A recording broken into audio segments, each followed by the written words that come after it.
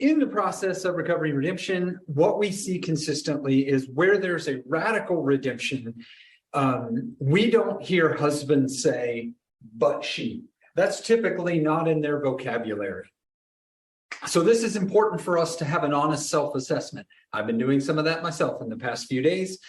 An honest self-assessment about, is this part of my vocabulary? Because out of the overflow of the heart, the mouth speaks. If these words are coming out of my mouth or bouncing around my head, then they're probably in my heart, which means I'm hurting our process. I'm hurting our relationship.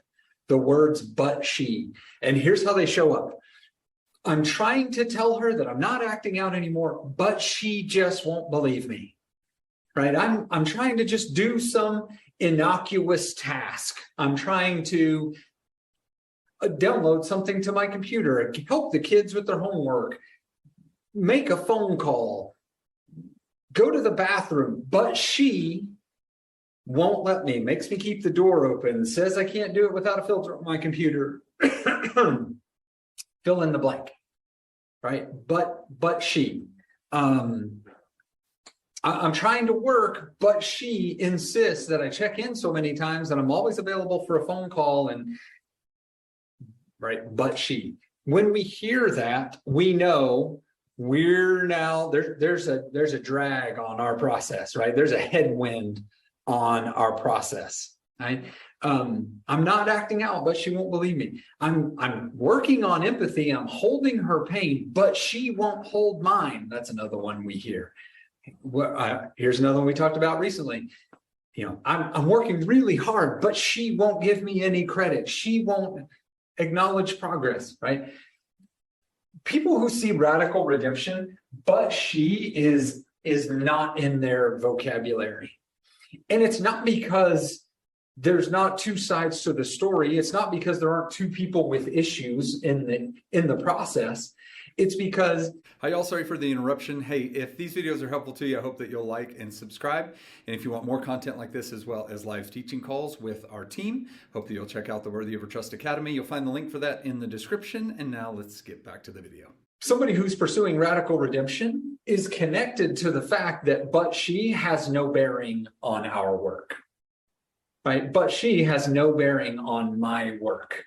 And whenever we hear but she, it tells us a handful of things. And so that's what I want to spend a few minutes covering, is what that tells us, and thus where our work is. Okay, because none of us, speaking to husbands, none of us want a headwind on our recovery, right? Trust me, we want a tailwind fast, like the jet stream, right? Okay, number one, what it tells us: you are not connected to your own brokenness. If I'm looking at her going, yeah, but she, fill in the blank, I am not staying connected to my own brokenness. I am not connected to my own depth of depravity. There's something operating in my mind and my heart that's going, I'm not as bad as fill in the blank. I'm pretty well off. I'm a couple steps ahead. Right. I was just having a conversation with a guy. A really great guy. I was having a conversation with him. He's 23 years clean in his process. I'm 19, pulling up second place there, and we were having a conversation. And he goes, "Hey, what's one of those things that you is like foundational? You have to hang on to for long-term sobriety to go 19 years or 23 years in terms of not acting out and experiencing freedom." And one of the first things that popped in my head is, I have to stay connected to my own sense of brokenness. Like, it's just one beggar helping another find food. I don't know who said that. Somebody way more profound than I am. Give them credit. If I'm not connected to that, if I'm rolling into this call with my chest puffed out, going, yeah, I'm about to drop knowledge on you and show you how I'm in trouble. I'm in trouble. Because the truth is, I'm one bad decision away from blowing up my whole life, and I'm not the best CEO of my life. If I'm looking, I'm talking at my house, at Shelley, if I'm looking at her going, yeah, but she, then I've lost touch with my own brokenness. Or I haven't plumbed the depths well enough. Because when we get in touch with our own brokenness, there's no reason to but she, right? So it tells us there's work to do in terms of connecting to our own brokenness. Okay. Second thing, it's arrogant. It's just arrogant to look at her and go, we're in the place we're in. I've lived the way I've lived.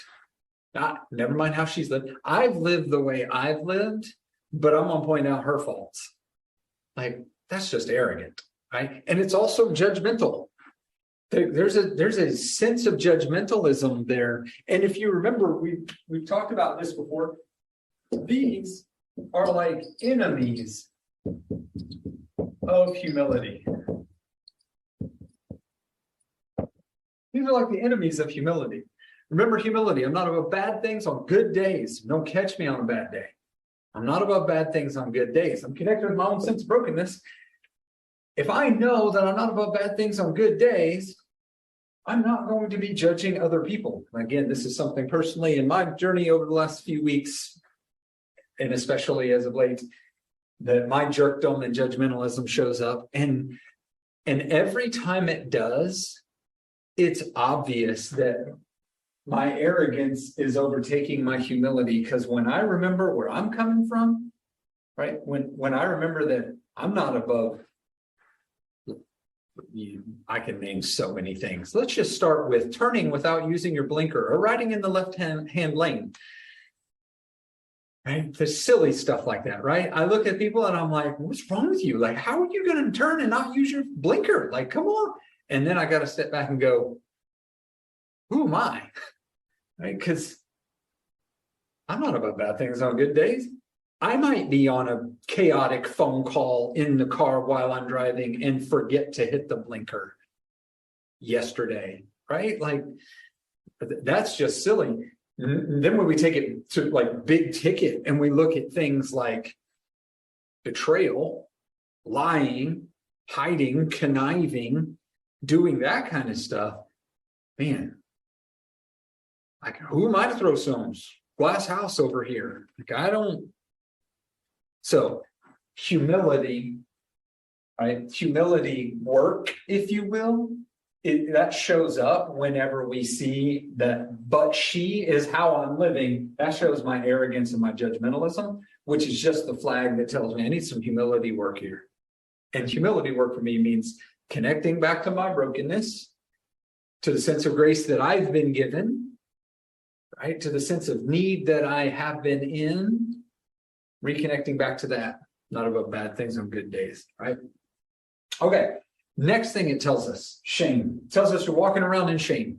If you're looking at but she, if you're saying but she, it tells us we're walking around with a deep sense of shame. There's something I'm ashamed of in myself that I am projecting out onto you. I don't like how I'm living, so I'm going to call attention to how you're living. Right? Let's just take one of those examples, right?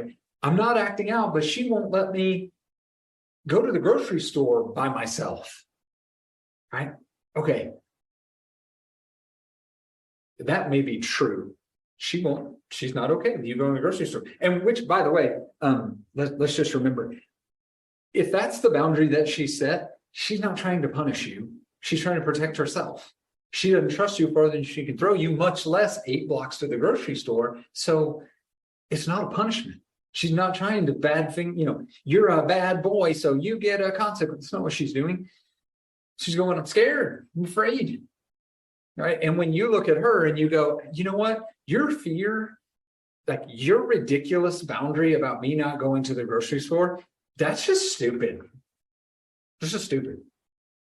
Effectively, you're stupid. That's what you're saying. It's not what you mean to be saying, not what I meant to say when I do things like that, but it is the net effect of what we're saying. Your fear is stupid. It's ridiculous. Right? So coming back to us, whenever we're doing that kind of thing, whenever I've got the but she in there, that's just another neon sign flashing going, there's shame I need to deal with. And if we put that in our language of the 3 I's, insignificance, incompetence, impotence, there's something that I'm needing to deal with that may not have anything to do with going to the grocery store in that moment. It may have to do with something completely outside of this moment.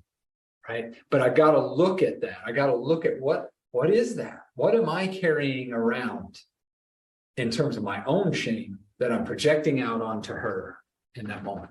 Okay. Number 4, blame shifting. That's what we're doing. But she is blame shifting, which we know is intimacy aversion. And if we walk that all the way back, life situations, emotions, 3 I's, needs.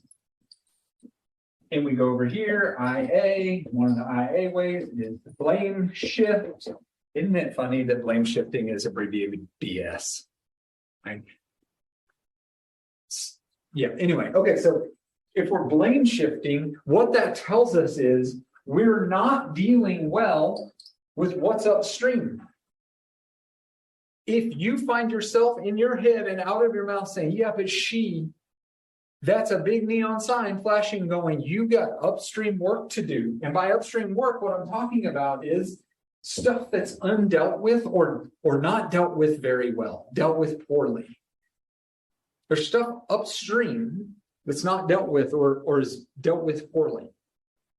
Right? I don't know what that is in your situation. Maybe it's the way things went crazy at work today and parenting today. And so you get to the end of the day and you feel incredibly overwhelmed and it's 7 and you're looking at your watch going, can I just go to bed now? But no, we've got all sorts of stuff to get, and you're overwhelmed. And what you really need is some peace.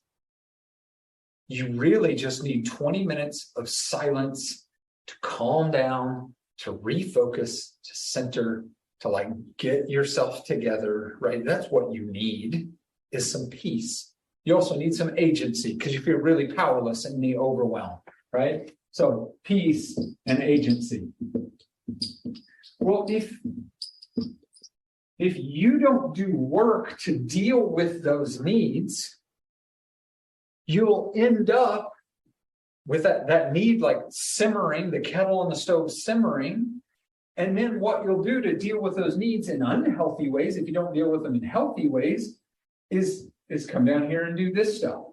What you need is peace and agency, because you could feel that if you got 20 minutes just to rest, but you don't really voice that, you don't say that in a healthy way, you don't engage a conversation about that, and then it's up 10:45 going to bed, and you feel exhausted, and it's gonna be hard to get up the next morning, and you're going, man, I could get the rest I need to do the work I need to do, but she won't fill in the blank. She won't give me that time. She won't give me a break. She won't take care of that stuff I need. She won't, but she. And really the issue isn't but she. The issue is but me. Right? Like if I had had a different conversation at 7:15, I probably would have gotten what I needed. And I could have gotten a 20-minute break that would have met these needs and given me what I need. And I could have engaged completely differently for the rest of the evening. If I'm not dealing with my heart well, I can't blame her. I can't blame her. I can't but she. Right? Okay. Last thing, what we do when we are in that mode is we perpetuate our own powerlessness. Powerlessness is one of the I's that underscores the blame shifting and the but she. On some level, it's a if you think about it, it's this like sense of powerlessness that we feel, a sense of stuckness that we feel. And when we go, yeah, but she won't hear what I'm saying. She won't listen. She won't talk when I want to talk. She won't do the check-ins. And even though I say, hey, I want to check in, she won't. But what I'm doing is I'm transferring that powerlessness off of myself and onto her. And then she feels the weight of that. She feels the pain of that. And then what happens is we go south and sideways. And now what I did is just double back down on my own sense of powerlessness. Then I start to get messages in my head like, man, I can never get it right. Nothing's ever good enough. But she always has something that she finds fault in, right? And now we're in that vicious cycle. When I'm doing that stuff, I am perpetuating my own sense of powerlessness. And for some of us, that's see if we got a red marker laying around. For some of us, that is a primary driver on acting out. It's guaranteed a driver on more acting in, but for some of us, That's the driver on acting out. Your key driver is powerlessness, is a lack of agency, a sense that you are caught, stuck, trapped. Nothing's ever going to change and you can't change it. For some of us, that's our primary driver. You're actually perpetuating the likelihood of your own acting out by blame shifting and living in but she. All right. And the other thing that's so dangerous about that is that when I live in that but she mindset, the only person who can fix it is, guess who? Her. Because when I transfer all of that, what I'm doing is also transferring the agency. Now I'm in a place where I am the victim at the whim of what you, wife, are doing or not doing.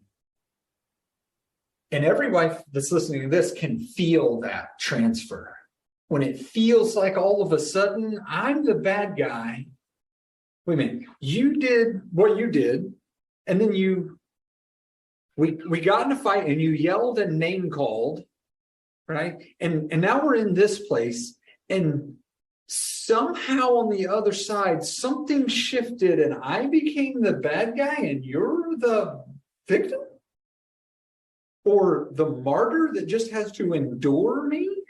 Like, every wife knows that feeling, that shift that occurs. And it's infuriating, first of all. It's also incredibly humiliating as well. It shreds dignity, but that's not the point of the conversation. Every wife can feel that thing when it happens. And what we're doing is effectively saying, I can't fix it. I don't have control over how I'm going to react to my emotions. I don't have control over how I'm going to react to my pain, my needs, my faith, fill in the blank. We perpetuate our own powerlessness, which tees us up for more acting out. If not that, for sure, more acting in. Right? And, well, I mean, let's just add to it, just because we're going to make it complete. And medicating. Right? It tees us up for more medicating. It tees us up to have another bag of Cheetos and eat 2 ice cream bars, not one, and have your 3rd bag of chips. Although chips are okay, especially if they're Chipotle. More bags of chips, more Netflix binge, whatever the thing is, you're teeing yourself up, right? Which is, we don't have to live that way. We don't have to live that way. So on the downside of that, when I'm in it, part of the automatic response that we're learning is what I said a second ago. Anytime there's in my head but she, there needs to be but me. There needs to be but me, like clockwork. That's part of the muscle memory we have to develop. But she, no, but me, because I got to bring the agency back in. I can't perpetuate my own powerlessness, right? There's a place there where you see my emotion as I'm doing that, right? It's like, there it goes. Nope, bring it back. But she, nope, but me. Okay, so on the backside, that's the new rhythm that has to be formed. Every time I hear but she, that's my cue to go but me, right? And but me brings me back over here, right? The better option is upstream, right? Is looking at, like, when I'm in that place, that's all that's it. I'm in it. I just do it and I'm in it. When I'm outside of it, I can see that it's ridiculous and wrong and hurtful. But when I'm in it, well, we don't live in that. We're not in a constant state of that. I understand for some of us, it feels that way. That's not the truth. We don't live in that. What happens is life happens, which affects our emotions. And then our emotions are only one part of the quadrant, because we got a mindset that goes with that. And we got like a spiritual aspect of that. And we got a physical reality that goes with that. And it taps into our shame in the 3 eyes and then their needs. And somewhere, if I could kind of break it down this way, somewhere right in here, probably, are those tertiary markers.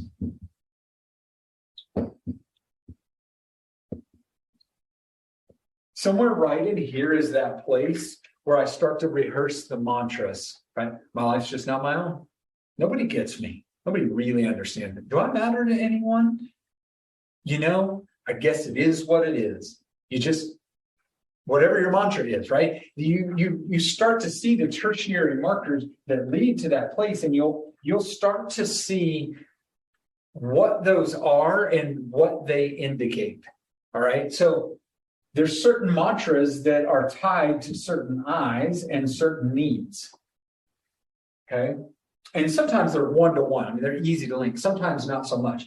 But again, from a tertiary marker standpoint, you realize like my personal hygiene is down because I haven't shaved in 3 days. I'm on low fuel in my car, and I'm rehearsing the mantra in my head. Red alert, code red. I need help. I need help. Like my soul and my heart are longing for something, and I'm about to do really unhealthy things with that. Like blame shift to her. Right? So those tertiary markers are a tell. And if we tie in what we were just talking about, what we know is the tertiary markers all just give me a window into, I need to connect to this, which means I've got to engage humility. I probably need to do some work around shame.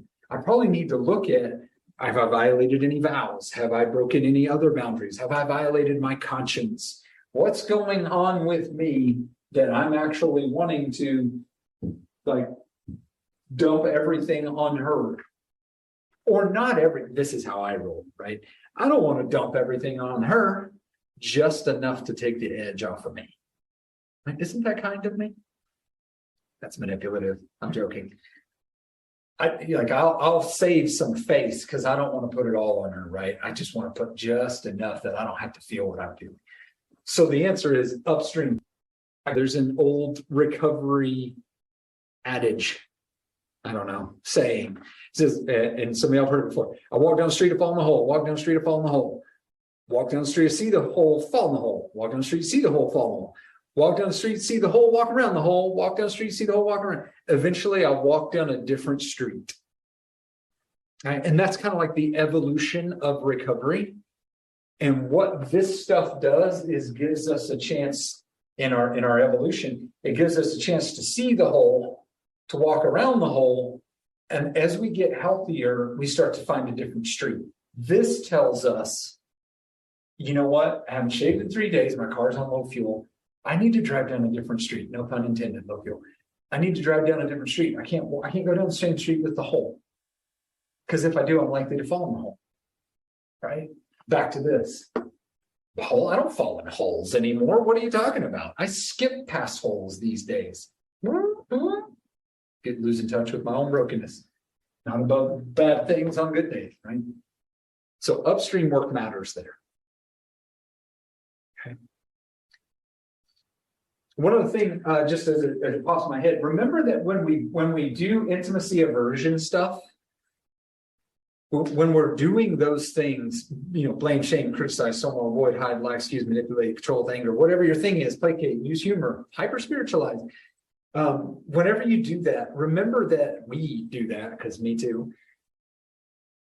What we're doing is like there's a backpack of burden, right? There is pain.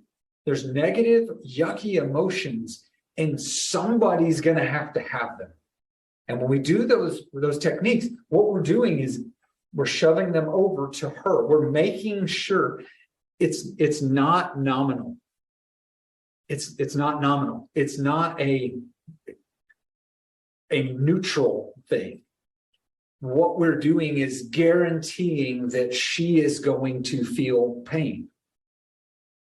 You can't but she and expect us to have an amicable conversation where we work out a compromise. It's not going to be like that. But she is intimacy aversion behavior, which is blame shifting, which is guaranteeing to push pain onto her. Right? I don't want us to, it's important to say that because I don't want us to miss. Sometimes I think we but she, and what we're doing is processing the thing that she could do to come my way and meet me halfway. So if I meet her halfway, then we can find a compromise. Sometimes it's not ill-intended. Sometimes it's not, manipulative and conniving. But we got to remember the bottom line in that effect is it's pushing pain onto her. It's not normal. Okay. When a wife is saying, but he, what she's trying to do is articulate where the pain and the dignity destruction is. Okay, she's trying to articulate where that thing that she experiences with him, where the pain and dignity destruction lies. It's not I don't want to feel my pain, so I'm going to push it onto you, which is what but she is. Okay. It's not that. It's not, I don't want to deal with my own shame. So I'm going to try to make you feel my shame. What she's trying to do is get to what's the pain point? All right. What is the thing that's hurting? And the essence, don't miss this because this is huge. The essence of her but he is relational. It's relational. It is at its core relational. It's about our marriage. It's about our relationship. It's about our engagement. It's about how we are trying to get to the other side of this.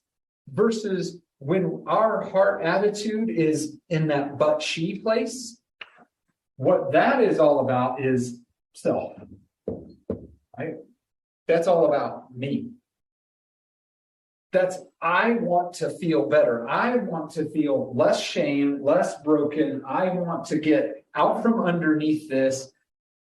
But she is trying to take the edge off of my pain, not stop hurting for the sake of our relationship. It's me-centered. It's me-centered. Again, it's abstract. It's fuzzy, right? It's hard to kind of grab hold of. But that's the key differential in there. Okay.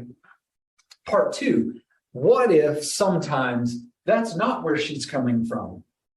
What if sometimes what she's actually doing is self-motivated and she is trying to shift out of her own shame and she is trying to blame shift onto us?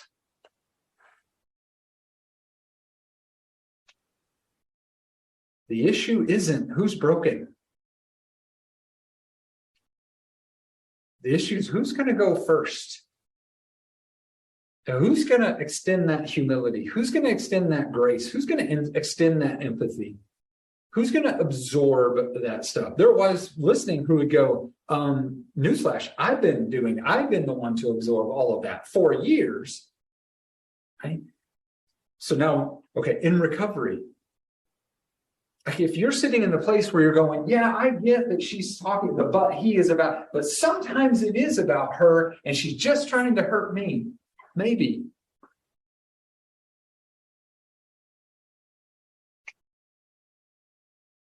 Can you have grace for that? Can you have empathy for that? Can your heart break for her broken heart because she didn't want to live that way? Can you connect to not being above bad things on good days and today's her bad day?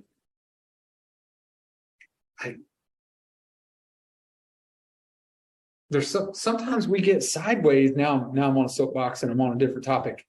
Sometimes we get sideways going, man, I'm frustrated with her. She won't and she doesn't, and but she and and if she would just, and we get in that mode and mindset, and some of us aren't 3 weeks from new secrets coming out.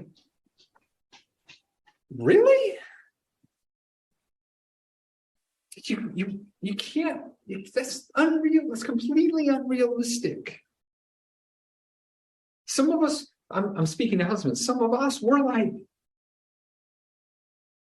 yeah, I had this secret. I did this thing. It wasn't as bad as all the rest. I lost my temper again and yelled at you. I did the thing that I used to do acting in. Maybe it didn't have anything to do with acting out.